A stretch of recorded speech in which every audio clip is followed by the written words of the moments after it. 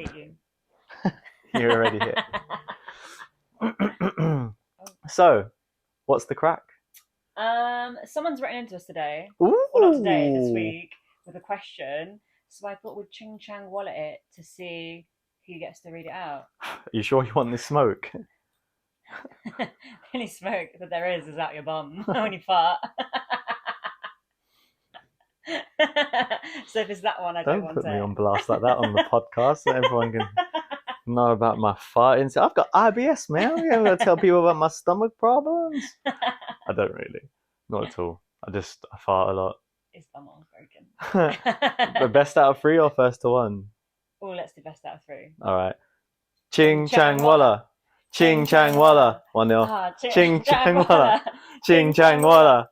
Ooh, ching chang walla. Do the mini rock. So I'll read it out to you. All right. So here's the question. Right.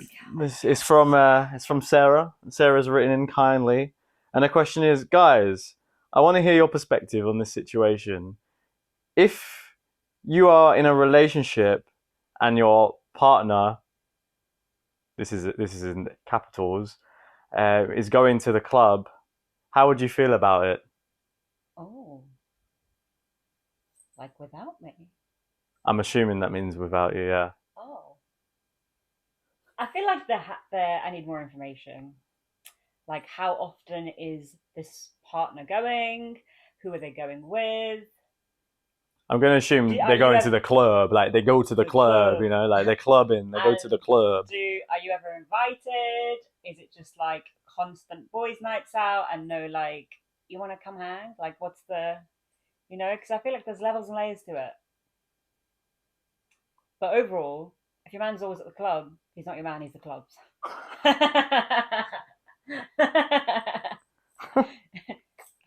Am I wrong? To be honest, yeah. I don't think there is nothing good at the club. He's a community man, man. He's a community man. He's trying to Paris Hilton it. He's a socialite, He's trying to live the lifestyle on the table with the lads, popping bottles, flexing the rollies. To who? Your girl's at home. She can't see. That's the whole point. So, yeah, I think that's what it is, I think if your man's going to the club on a regular basis with the boys, constant boys' nights out, I don't think there's anything wrong with a boys' night, but I think constant boys' nights out to the club, well, he only really goes to the club, to flex. I think it depends how old you are as well. I think like there's an age limit really, and this is my age limit, I guess, and that's not fucking universal for everyone. But I feel like after the age of maybe 25, it's kind of like, bro, really? The club. I was just thinking that age of yeah, like occasional, it's someone's birthday, you don't really go to the club, and your mates don't really club anymore. Like, cool, like maybe your boy wants to get a table, and that's the thing you're doing. But like, going out every weekend to the club is just kind of like, you're not over it. Like, yeah, I used to do that when I was younger. It was a great time, but you do grow out of it. I grew out of it after like 23, 24. You're kind of just like, right, It's boring now. yeah, what it do, like, especially now, cost of living crisis. Can't even, I might start wearing a wig so I can get free drinks on that. But yeah, I feel like if your girl or your man is going to the club consistently, then they ain't really interested in you or your relationship, because they ain't gonna find nothing in the club, and really you should be at home with your partner. Or just go with your partner, invite them. I think if that's the other thing, because I think if you're going on your own all the time with your girlfriends or your male friends or whatever, what type of energy is that giving out, and also what is the goal? I'm not saying that you can't have the goal of just going and just having a girls' night and a thingy night and whatnot, but if you're there all the time, you're going out all the time, you're never inviting your partner, being like, oh, you want to come, or you inviting some people, like if it's a mixed group, then fair enough. The thing is, it's like it's an unspoken thing, but it's blatantly fucking obvious what the club is and what people go there for. It's basically Tinder in real life. Yeah, it is. Girls go there to get attention from men, whether or not that means they're gonna move forward from that. They go there for attention from men, and men go there to give attention to women. Yeah. Men go there to chase after her, and women go there to get chased after. That is it. Most chicks that go to a club that get approached, they shoot down the men. Why? Because they're not interested in the first place, but because they actually just want the validation and the confidence boost of like, oh, this man tried to talk to me and I turned him down. Yeah, it's true. But then them same chicks will go home and complain that fucking Johnny, the bad boy, has broken their hearts 100 times. Not to say the guys that are at the club chatting them up are probably good guys anyway, but, you know, generalization here, but you ain't going to find nothing good in the club. Yeah.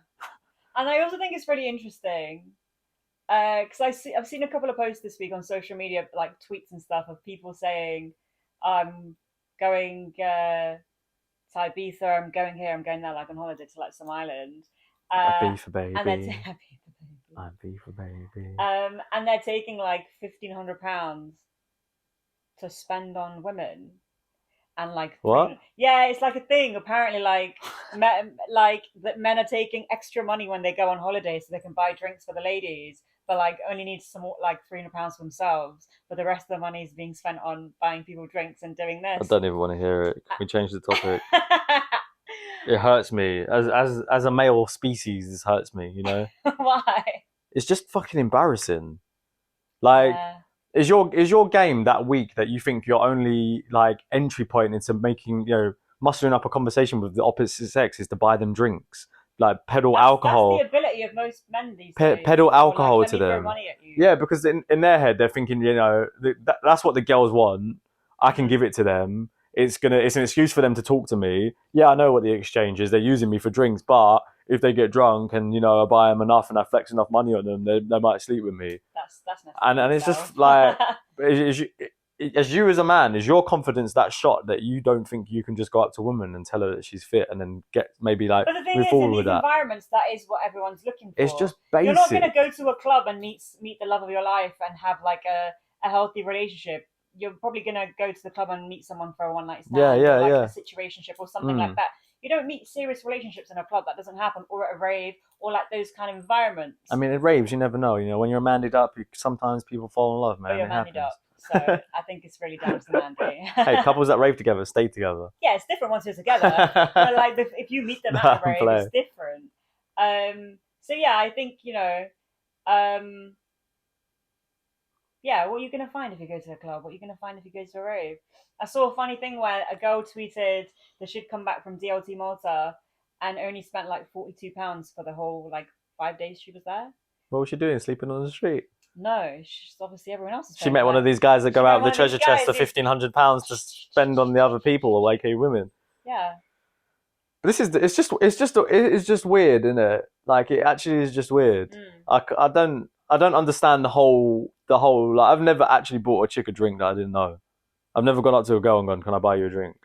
Because you got game. I mean, I really don't, or didn't. But yeah, I just didn't. That just wasn't. No. I just think it's a weird concept, isn't it? I think in today's society, especially with the way that society is and today's generation is, everything is very materialistic. All the interactions are materialistic. Like, I saw a post of a girl who basically made a video about like all the presents her exes bought her. Yeah. And they were like high-end, expensive presents. Right. So like, she got like a really expensive car. I don't even know what it was called. Like, she got an Audi. It was a really expensive one. I think either she got a Mercedes. I think she got a really expensive Mercedes by someone else. Diamond bracelet. Oh, all from different boyfriends. The post just said it with these gifts from my ex. All right. So I don't know if there was one ex or multiple. So was he a drug dealer or like a banker or what's the situation? Crypto bro of roses. Definitely a drug dealer. On the first date, £3,000 bouquet, and that's extra. She was getting gifts of fucking hell. So I don't know what her business was, but you know, she was getting. But that's the reality of today.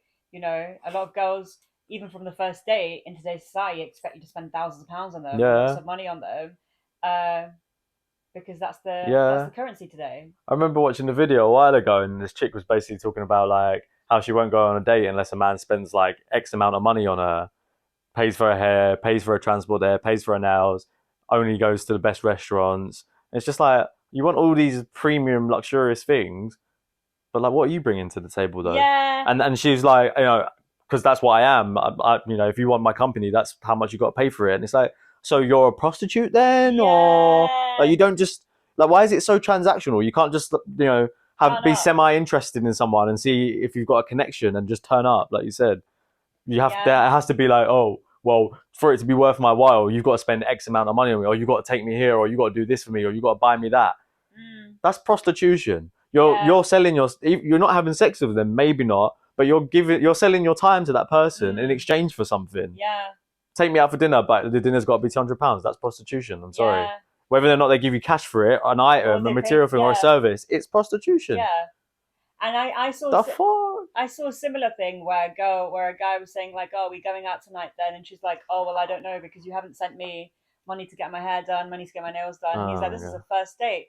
And then she was like, oh well, and also I've got to bring my kid with me, and he needs feeding too. And I've got to bring my kid with me. What am I, the dad? Where's the dad? Well, literally, he was like, well, I'm asking you out on a date, not the family.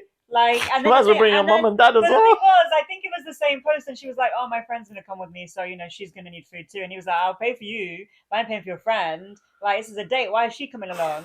And then she was like, "Oh, for safety." And I was just thinking, well, if you feel so unsafe going on a date with this man, why are you going? But obviously it was BS, but these are all just excuses to try to do something. That video we saw on TikTok where that chick from, I think she's from Essex.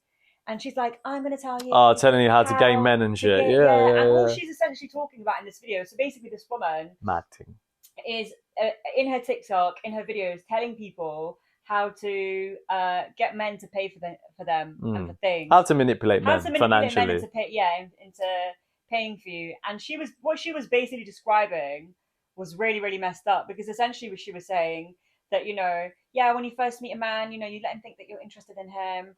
And let him think that he might have a chance to sleep with you, and then you've got to mention that your ex-boyfriend used to do all these nice things for you, and on the first day he spent £100,000 and he bought you this and he bought you that, and on the second day he was like this. Does she know my ex? Probably. Podcast for another time.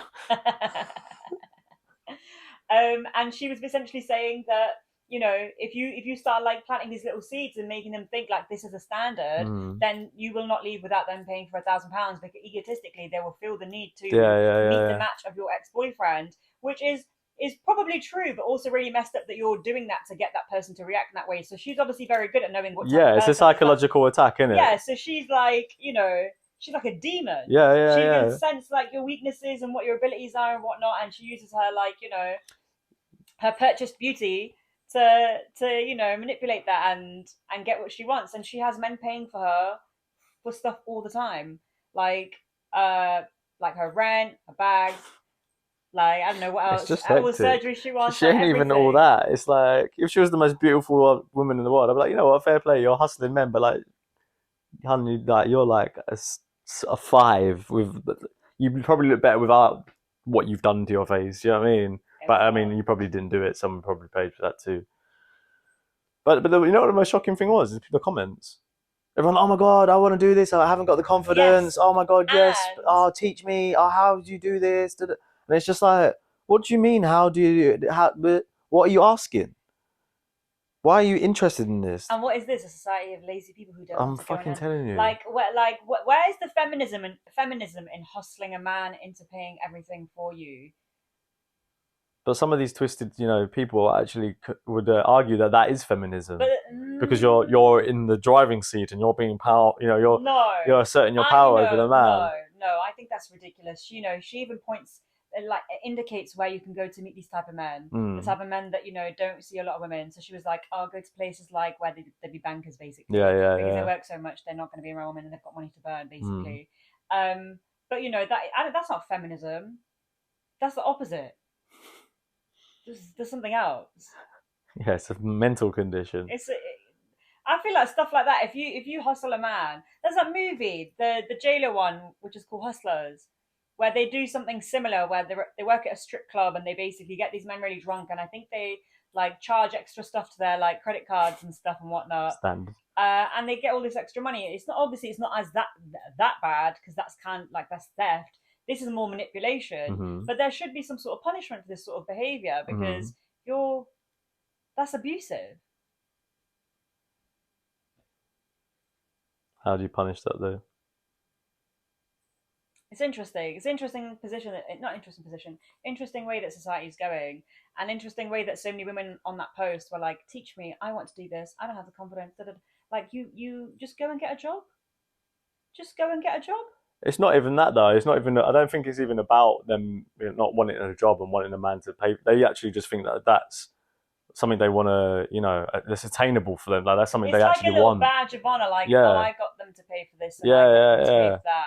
Like they probably have jobs, the chicks that are asking teach me, but they just think like that's how they should be, and they can't be. It's kind of like the money of OnlyFans. It's mad. It's just mad. You know what I mean? It's Yeah. like there's OnlyFans, and then you can do this. Yeah, yeah, yeah, So yeah. like there's little tiers of like weird things that are happening in society that are kind of becoming normal, but actually, if you think about them, they're actually really messed up. But the thing is, like, what do these chicks that do stuff like this think? Like, when are you actually ever going to be in a proper relationship then?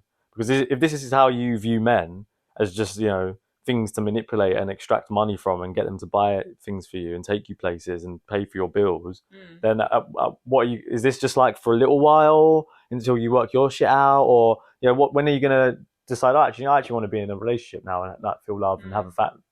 That's obviously not what you're thinking. But the thing is, I don't think a lot of these people who do these kind of things are capable of feeling that way. Well, exactly. They obviously It's a level of sociopaths. And also the chick, she was never really clear about whether she sleeps with the men in the end or not. Of course they do. But, yeah, she doesn't. She conveniently leaves those bits out. Yeah. But, of course. No one's paying your rent for just chatting to them. Innit? Like, we're not silly. So it's essentially prostitution. Again, glorified. Yeah.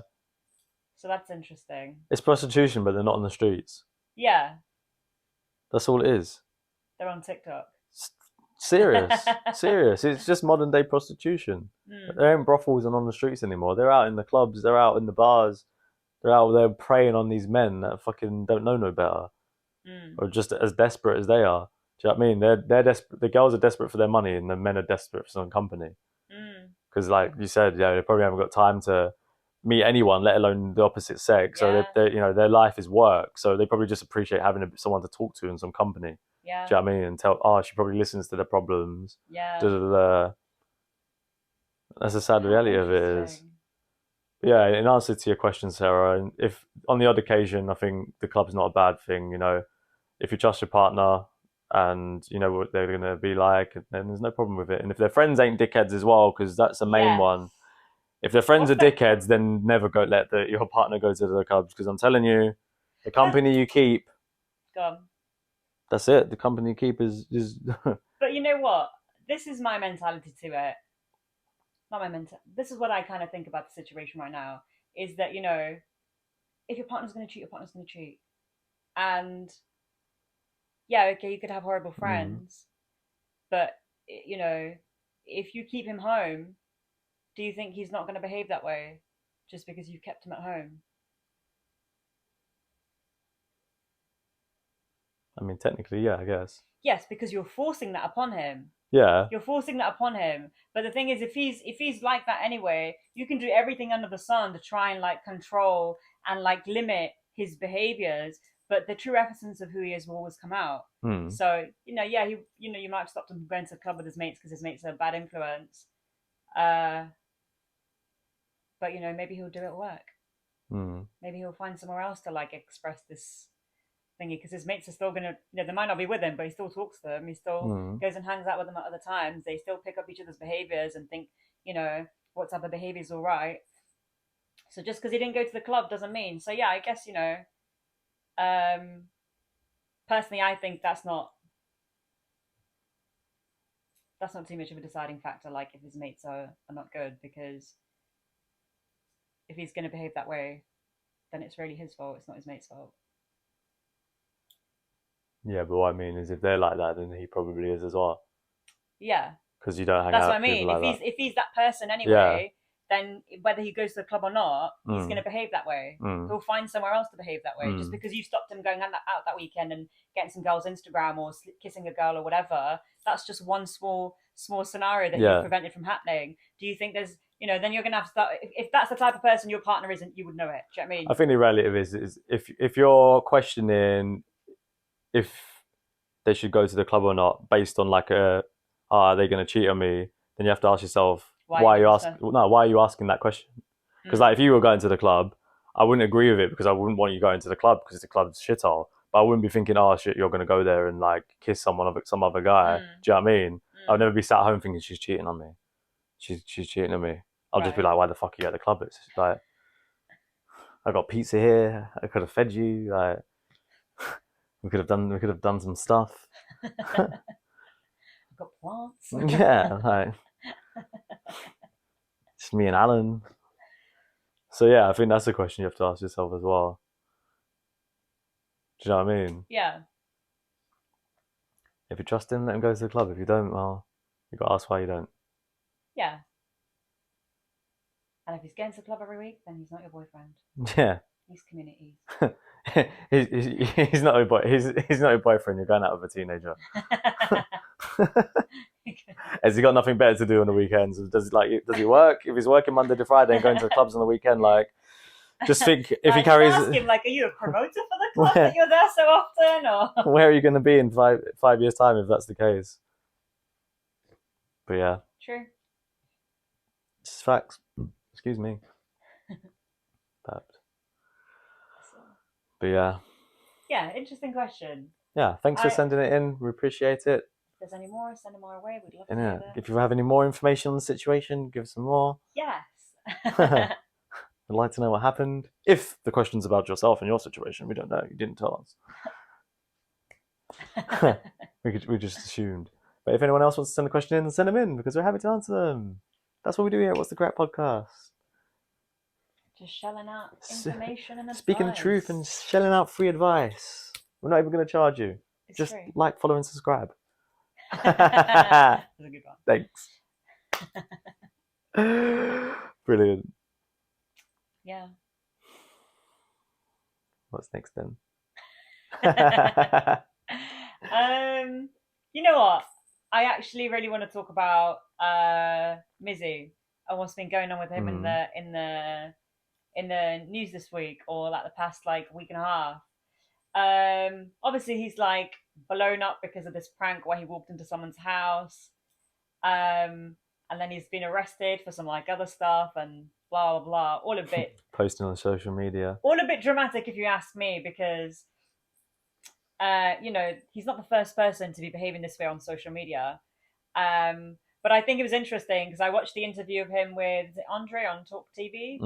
That was interesting. He also went on BBC News and did an interview there, and obviously the one with Piers Morgan. But I think the BBC News one and the one with Andre was actually probably the most interesting, because the one with BBC News, it was like they'd got him on just to link him to Andrew Tate Tate, which was kind of a little bit pathetic because it's like there wasn't even a link. There wasn't. The thing was, Tristan Tate reached out to Mizzy, and somehow they brought Andrew into it. Poor Tristan, man. He's just like forever going to be in his brother's shadow as well. Like, he's his own person, guys. Stop, just give him something, man. Like, let him have his own He seems space. like he's a good guy. Like, do you know what I mean? The guy can't speak without being turned into Andrew.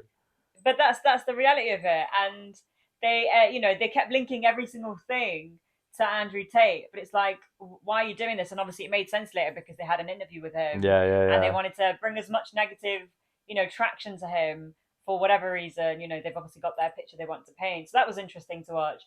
And it was funny because Mizzy was like, you guys are giving him the platform. You guys are giving him the platform to be who he is and to talk about these things, and you're the ones drawing attention to him. So you're mad about the fact that he has all this influence. Well, where's it come from? But you've given it to him. You've given it to him. Because he's been deplatformed from social media, so he hasn't got that platform anymore. No. So how is he getting his message out, or how is he being seen by people? You keep talking about him. And then he was like, he's like, come on, guys, I'm a TikToker, and you've got me on your show, and you want to talk about all this. You're giving me the platform. I'm essentially... When there's so much else going on in the world. Exactly. And they're like, well, but you've been doing some bad things. Yeah, I mean, not the greatest, but there's a lot worse things going on right now that needs to be discussed and talked about and brought to the public eye, rather than a black TikToker that's walked into someone's house and borrowed, let's say, someone's dog, because he didn't really steal it, he gave it back. So yeah, it's interesting because in that video it get deleted, like we couldn't find it anywhere. Yeah. The BBC took it down. Yeah, which is interesting because obviously he was spitting facts on that, and they didn't want that to be known. It backfired massively. They got him on to mug him off, and then he spoke some facts and made them look like the idiots the thing that they are. I think he's quite intelligent, but he just, struggles to articulate what he wants to say in the best possible way. So sometimes, the slang comes out a bit too much. But if he was able to, articulate himself correctly, he'd rinse them because what he's actually saying is facts and spot on. Exactly. And on the Talk TV on Andre's podcast show, he read out a statement which essentially was talking about how he's been given this platform. The media are always just there to manipulate and paint a picture, which is absolute fact. And also it's interesting that the entire way through that interview, he kept saying, this is a formula. I'm not the first person to do this, but they ignored it every single time. Yeah. He is not the first person to be behaving this way. He's not the first. And it's not even the worst on the scale of what's been done. He's not even nowhere near the worst. Which is something that there's some people that actually do fucked up shit. Horrible stuff. And for some reason, he has been, penalised for it, put on TV and dragged for it. And then also, has had consequences of his actions on the back of it, which I personally think is a bit ridiculous. And I think the reason they've done it is because he has a heavy influence on the black youth, and they don't want that because he can do anything with that influence. Yeah. Because there's lots of non-black TikTokers and YouTubers who are doing awful stuff, but I have never seen any of them on Piers Morgan, on BBC News, or any of these talk shows, even in the newspaper. In the newspaper, nothing. Literally. Never. None of it. So why is he such a problem? Like you said, because of his influence to a certain demographic that they don't like. Yeah, he could influence them in a negative way, but what about if he changed his mindset and started influencing them in a positive way? That's danger. That's danger to the whole structure, because an empowered community of black young, lads is detrimental to their plan. They don't want black people to be empowered. They don't want them to, have some sort of life prospects. They want us killing each other in the streets, slinging their drugs. Yeah, I said it, their drugs, and ending up in prison because of it. That's what they want. It's a form of slavery. Yeah, and it's interesting because in that interview he mentioned that I've got a bigger plan. I'm going to change the youth. I'm what I'm going to do to the youth in this country. And they never asked him about his plan. Yeah. He kept mentioning his plan. He kept mentioning these things, and they ignored them all. And I think in that interview he handled himself pretty well. Yeah. But somehow in the end, obviously they didn't get the reaction that they wanted. He was more articulate than they expected, and he didn't. You know what he didn't? He didn't get sucked into an argument with them. That's why. Yeah, which I rate him for. He did that really well because you could just go on there and yell at them because they're just chatting shit and they weren't listening to anything he was saying. Yeah. They weren't asking the right questions, and he rinsed them for not doing proper journalism. Legit. How are you getting rinsed by 18-year-old? 18-year-old for not doing proper journalism. Donnie probably hasn't even got GCSEs and he's rinsing you live on TV. And it was funny. It's funny, the guy kept saying, oh, I think you're a really cool guy. I'll probably take you over a pint after after this I'll take you out for a pint, but that was actually I can see you're really intelligent. And then, it was funny how the interview went. The interview went being really nice and being oh, you're a great guy and da-da-da-da. You've just done a bad thing. And being on his side. I'm trying to manipulate him. That's why I try and play the good cop. Yeah. And then in the end, completely switched on him. Oh, well, are you claiming benefits? But you make money from TikTok. And then he answered it perfectly and was like, what did he say? I was under 18 then. Yeah, but what did he say after? He was like, simple. Simple, shut down. Shut down, something simple, like shut down. Because he he knows what they're trying to do. Yeah. So that was interesting. Why are you trying to catch him out? Paint him as a benefit cheat as well. Yeah. So people can be like, oh, he's claiming benefits and doing all this stuff. That's another reason for us to not like him. Yeah. When it's all BS. Exactly. And then obviously in the end he just loses his shit and starts telling him to get out. But the funny thing was, they gave him all of 3 to 5 seconds to respond to the girl's question. So the girl asked him a question. He didn't respond. He just looked at her. And then she goes, oh, so he's not going to answer that question. But up until this point, he had been answering some questions and some of them not. Yeah, he's doing, And you know what? I understand that because, he's done a few interviews at this point. So he probably doesn't want to answer something if he doesn't have a proper answer for it or doesn't want to. Or he knows that the question they're asking is its intent isn't a question. It's to make him look a certain way. Do you know what I mean? So you're not answering me a question. You're trying to lead me down a path to make me look like a dickhead. Exactly. So I better not answer. Rather, if I haven't got anything to say, I won't say anything. Perfect. Exactly that. And the girl's smiling. She's she's not intimidated by him. She's smiling at him. He's just looking at her. He's literally just looking at her. And he has not done anything. His hands are folded. He's not even moved positions. He's just looking at her, and the presenter kicks off. He kicks off at him, and you can see from his face, he's like, "What the heck is going on?" Like, it's the mouth open for me. Like, what the heck is going on? And you know what? Me too. Me too. I was the exact same. I was like, yeah, we went well quiet when we were watching it. We were like, what's happening? I was so baffed. You need to rewind it and see, like, did we miss something here, sir? Yeah, it was just wild, and it was just all a little witch hunt on him. So yeah, it's going to be interesting to see, if anyone else who's not of color gets penalized for these kind of behaviors, because there's so many of them on TikTok, on YouTube, all of them. But he just seems to have got like the brunt of it, and I guess it's their way of sending a message to the other coloured kids. Don't be doing this, or we'll put you in jail. The thing is, they're so worried, right, about him having this influence over these young black kids that they're going to start copying him, and even some other ethnicities. I'm sure that it's not just black kids that look up to him or follow the stuff that he does. They're essentially scared of him influencing them to do similar pranks, right? Mm-hmm. Yeah, I mean, I'm not saying that this is any way, shape, or form justified, but kids are doing a lot worse these days than what he's done. Yeah. You know what I mean? Would you prefer your son stabbing people in the streets and selling drugs, or making TikTok videos, fucking walking into McDonald's and going behind the counter, walking into people's yards and shit? Like, I'm not. Come on now. And also, you know what? I think the reason there was such outrage about him walking into someone's house is because it was a rich white person. Yeah. If a white kid walked into a rich white person's house and did the exact same video, there would be no uproar. If he walked into a poor person's house, there would be no uproar. If he walked into a rich black person's house, there would be no uproar. So it's only an uproar because he's a black kid from the hood and he's walked into a rich white person's house, and that's the real problem. Yeah. How, and you intimidate these people, you made them feel so scared. I'm sorry, the government is doing a better job at putting fear into people with their daily news. Like, you watch the news for an hour and tell me you don't feel shit after it, and you want to say that this kid has caused so much distress and trauma. Get out of here. Get out of here. Like, you're all probably used to it by now anyway. Exactly. It's just funny how threatened mainstream media is of an 18-year-old TikToker. But what are they so scared of?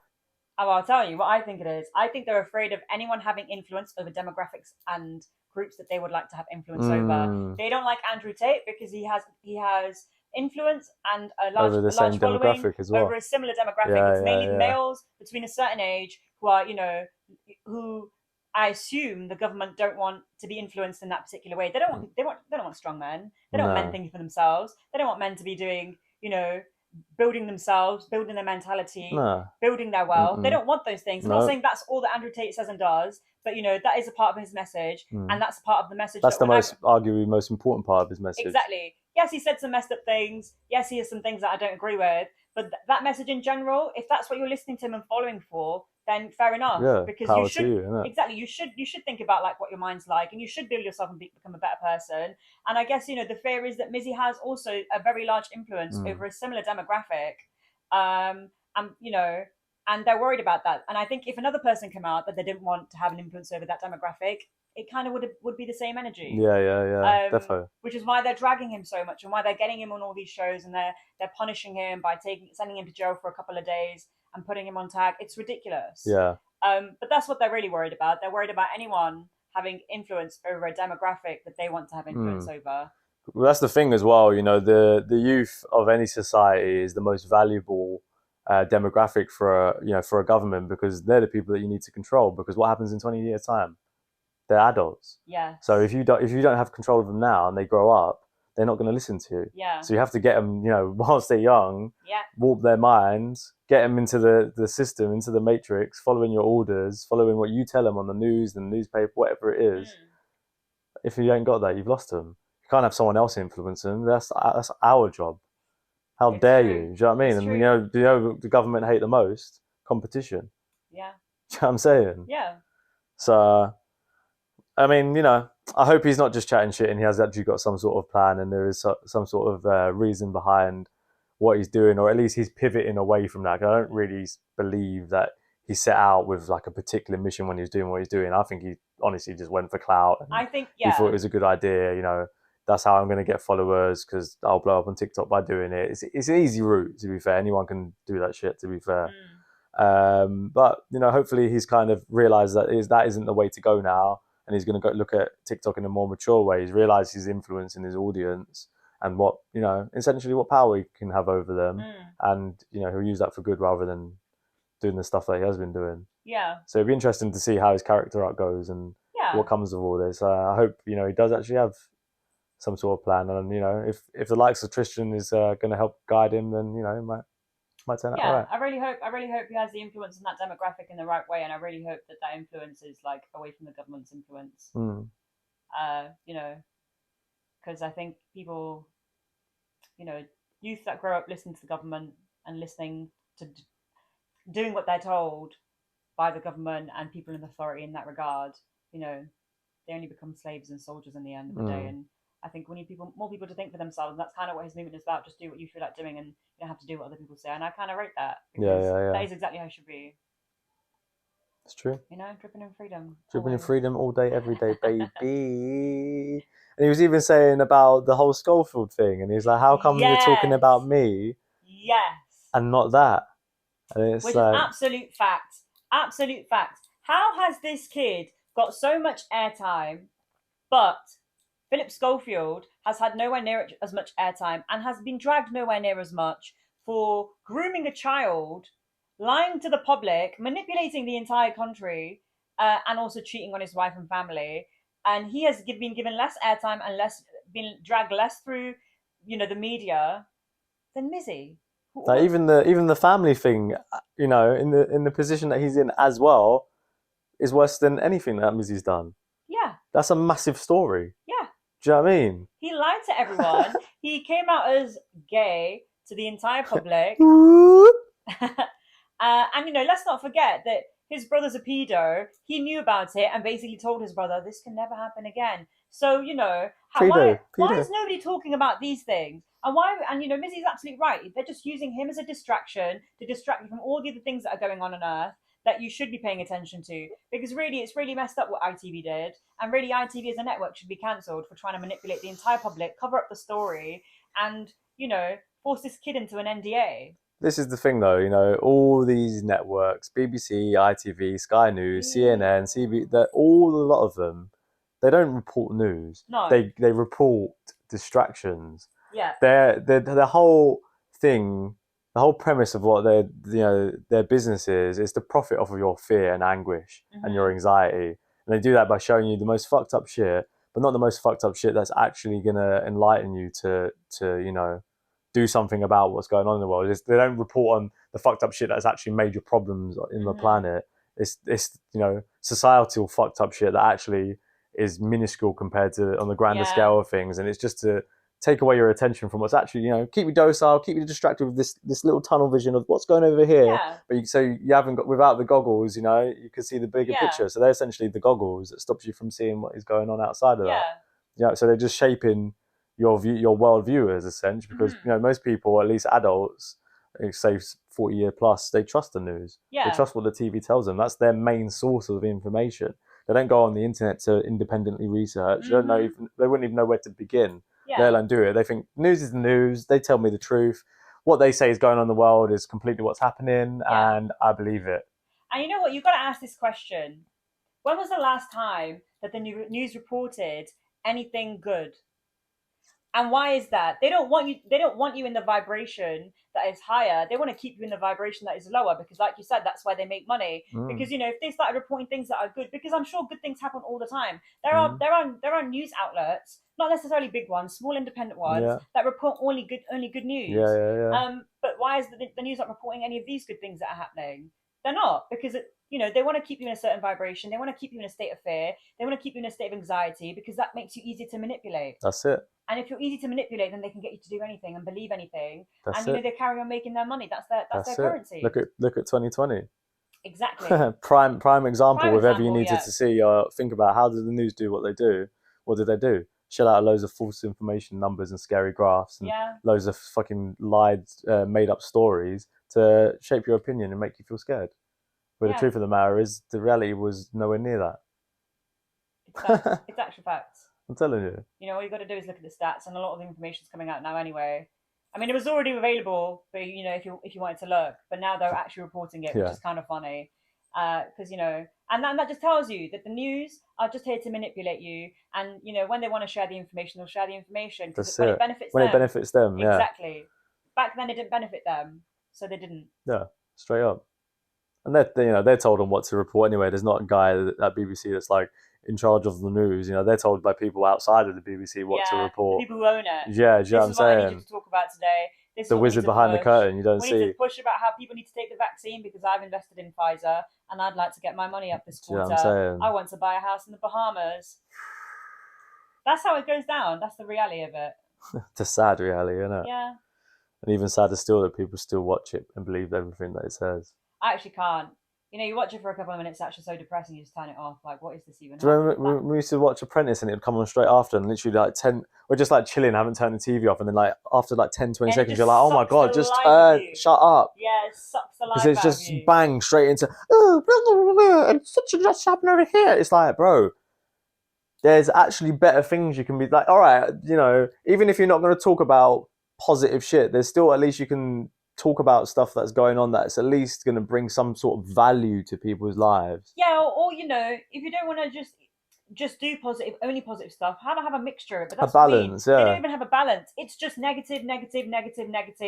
You know, depressing. And I'm not saying some of these things don't need to be talked about. They do, but you know, there's a limit. And also, what is the purpose of you reporting this information? What is the purpose of it? You got to think as well. What time of the day is the news on? Yeah.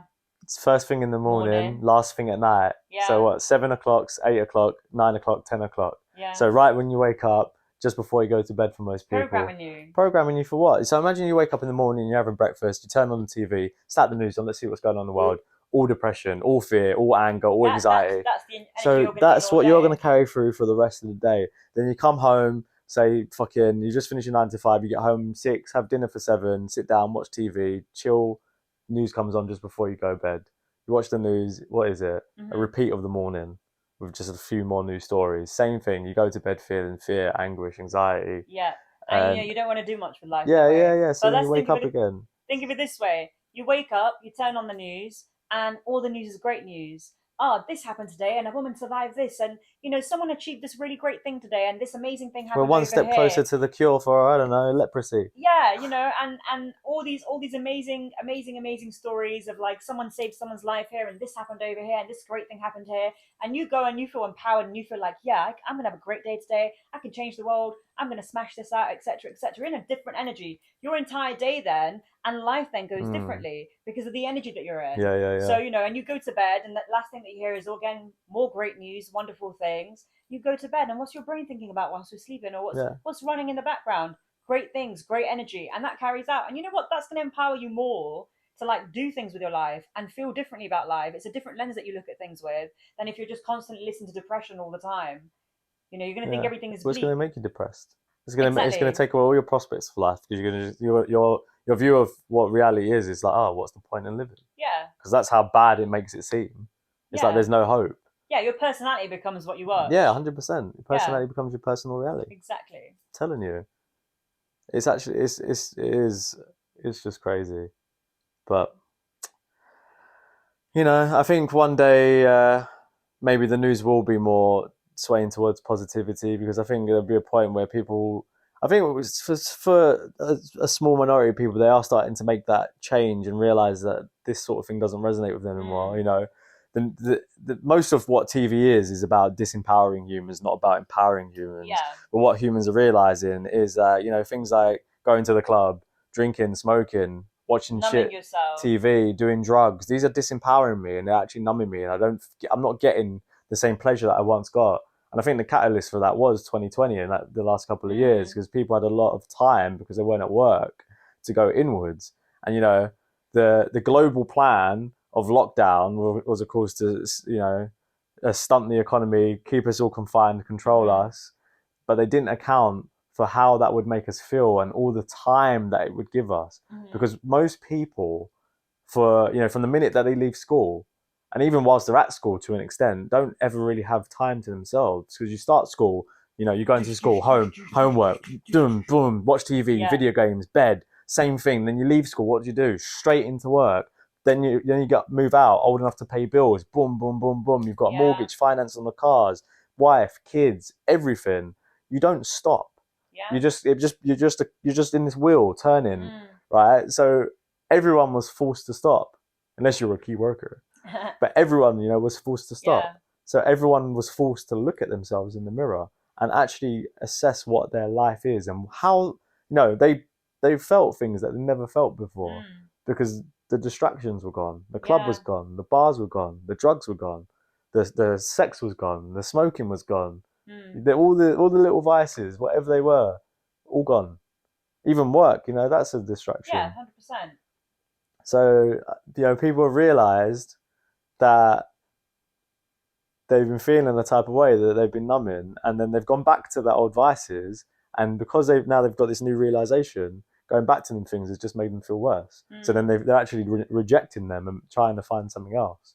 So the same thing will happen for the news. I'm sure there's loads of people that watch that shit and they were like, because to be honest, I didn't ever watch the news, but I used to go on BBC every day on the website, just because I like to keep up with stuff, not because, you know, I was a news buddy, but yeah. But throughout 2020, I was like, yo, this is just, I can't actually look at this anymore because it's making me feel the type of way. Yeah. Because it was, you know, it was ramped up to the max on the negativity by this point, because I mostly looked at like economics, technology and business on there and some what's going on in the globe.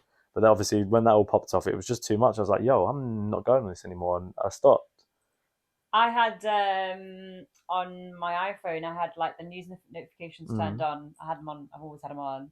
And what I noticed is that when lockdown happened and COVID happened, that the news notifications were constantly the number of deaths and the number of people infected, and it was like constant. And I was like, wow, this is like, this could really mess with you if you were like buying into it. Looking like, outside the window, like, I don't see no dead bodies. I don't see no ambulances. I don't even know anyone that's died. This is uncanny. I must be the luckiest man on earth. Do I live in Antarctica? Did I move and not know? But that was the reality of it, you know. That was, they were constantly reporting like deaths, and you know, when that happens, it's like it's easy to get sucked into it, and if you get sucked into it, then it's like, what's that going to do for your mood and your energy and your mind? Same thing. Nothing. Same thing, you know. Big believer in whatever you expose yourself to, you will absorb. Yes. Music, films, what you watch on TV, the people you hang around with, the environment you're in. You know, you could go to, let's say, a mental asylum to visit, stay there for 5 hours. I bet you walk out feeling shit. Yeah, probably. Because you're going to be surrounded by, you know, people that are fucking struggling. If it's not something you're used to, you've never been around that, it's going to affect you. It's going to impact you. Same thing if you went to like an orphanage. Do you know what I mean? And I'm not saying don't go to an orphanage and like see the kids or something, but that is going to upset you because you're in an environment where you know, we're energetic beings. We can pick up on people's pain and how. And our flip side, you can pick up on, you know, people's love as well and their joy. But if you're surrounded by people that are hurting, you're going to feel it. Yeah. You might not realize it, but, you know, keep hanging around them people and watch what happens in a month's time and you'll realize. Yeah, think about the mate that you've got that's always moaning and you just want him to shut up. Yeah. That mate that's always complaining, always negative, always moaning and complaining about fucking everything. Oh, I just don't want to answer your call because I just can't because you're just going to bring my mood down as well. They're not bringing, what they're doing is they're bringing your energy down because they're sucking the life out of you and bringing you down to their level of frequency because, you know, you're vibrating here, they're here. That's the whole reason that they're talking to you anyways, because they want to fucking have someone at their level because misery loves company. And, you know, most of us are unaware of how that energy exchange happens. So we allow it to happen thinking we're being a good friend, we're listening to their complaints and their problems. And, you know, there's nothing wrong with, you know, supporting your friends, but there's a difference between supporting and being there for your friends and, you know, letting them talk about their problems with you and having that one friend that's all they talk about. Or they always seem to have a problem. Something's always going wrong in their life. They always need you on the other end of the line to tell them that their day's been shit. Yeah. You're not their therapist. They're energy vampires. They're trying to fucking bring you to them so they feel better about themselves. Yeah. It's all bollocks. And that same friend, anything bad happens to you, loves it. Yeah, defo. 100%. They love it. I'm telling you, fuck them all. But yeah, is that what the crack is? That's what the crack is. That's what the crack is. Oh, okay. You want to come back in for a double? Don't forget to follow, like, and subscribe.